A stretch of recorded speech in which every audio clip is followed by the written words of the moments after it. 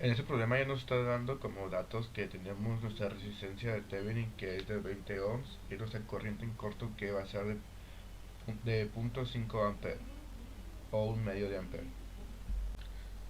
Y el problema es que tenemos que encontrar el valor de Bs y R1.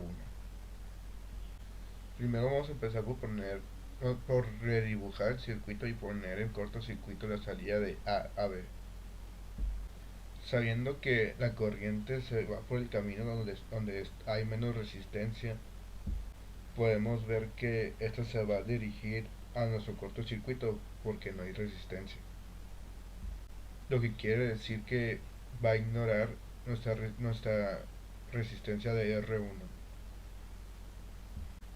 Pero como podemos ver que del nodo A y B es, es el mismo camino que por donde pasa nuestra corriente en corto. Lo que quiere decir que la diferencia de potencial que va a pasar por ahí va a ser igual a cero.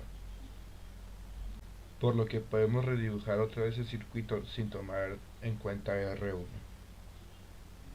Entonces en este circuito redibujado, tomando en cuenta que nuestra corriente en corto es de un medio de ampere, podemos ver el sentido a las demás corrientes.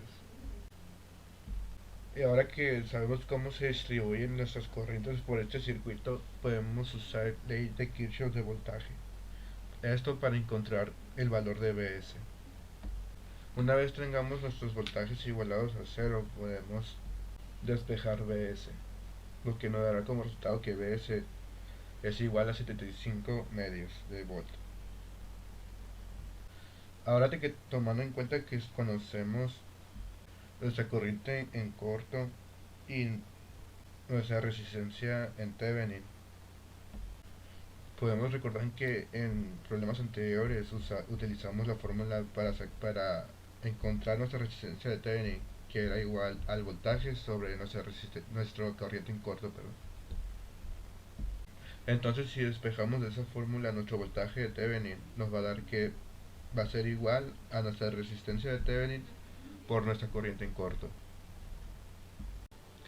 lo que va a dar como resultado 10 volts. Entonces 10 volts va a ser nuestro voltaje de Thevenin. Ahora sabiendo todo esto, solo vamos a redibujar el circuito con los datos que ya tenemos. Esto con el fin de encontrar el valor de R1. Continuamos por proponer las direcciones de nuestra corriente en nuestro circuito, donde sabemos que un cuarto de ampere va a entrar hacia el camino donde después bajará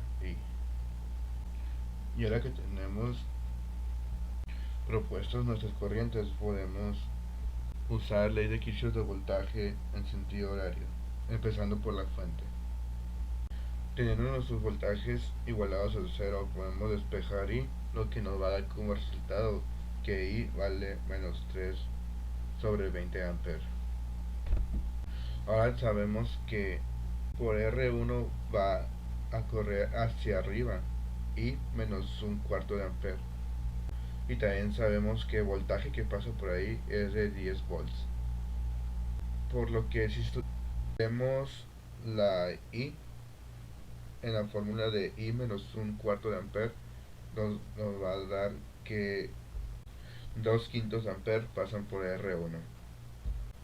Por lo que utilizamos voltaje sobre intensidad para tomar nuestra resistencia, que en este caso será que nuestra resistencia es igual a 10 volts sobre 2 quintos de ampere, dándonos como el resultado